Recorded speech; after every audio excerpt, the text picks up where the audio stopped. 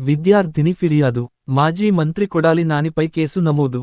గత ప్రభుత్వ హయాంలో విపక్ష నేతలే టార్గెట్గా సోషల్ మీడియాలో అసభ్యకర పోస్టులు పెట్టిన వైసీపీ కార్యకర్తలపై కేసులు నమోదు చేసి అరెస్టులు చేస్తున్న నేపథ్యంలో మరో కీలక పరిణామం చోటు చేసుకుంది.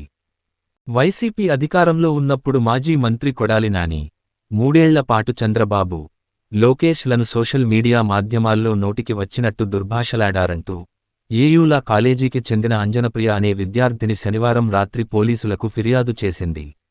ఒక స్త్రీగా కొడాలి నాని తిట్ల పురాణాన్ని సహించలేకపోయానని పోలీసులకు ఆమె ఇచ్చిన ఫిర్యాదులో పేర్కొన్నారు. ఆమె ఫిర్యాదు మేరకు విశాఖపట్నం 3 టౌన్ పోలీస్ స్టేషన్లో కేసు నమోదైంది. సి. రమణయ్య కొడాలి నానిపై కేసు నమోదు చేశారు. కాగా ఆంధ్రప్రదేశ్లో వైసీపీ సోషల్ మీడియా కన్వీనర్ల అరెస్టులు కొనసాగుతున్నాయి. వైసీపీ ప్రభుత్వ హయాంలో విపక్ష టీడీపీ నేతలను, వారి కుటుంబ సభ్యులను టార్గెట్గా చేసుకుని వ్యక్తిగత దూషణలకు దిగడంతో పాటు అసభ్యకర పోస్టులు పెట్టిన వారిపై పోలీసులు కేసులు నమోదు చేసి అరెస్టులు చేస్తున్నారు.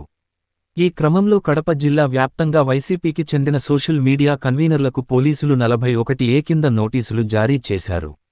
నోటీసులు అందిన వారి జాబితాలో Kadapa MP YS Avinash Reddy, PA Raghavareddy కూడా ఉన్నారు. నోటీసులు అందినవారు విచారణకు హాజరు కావాలని కోరినట్టు సమాచారం.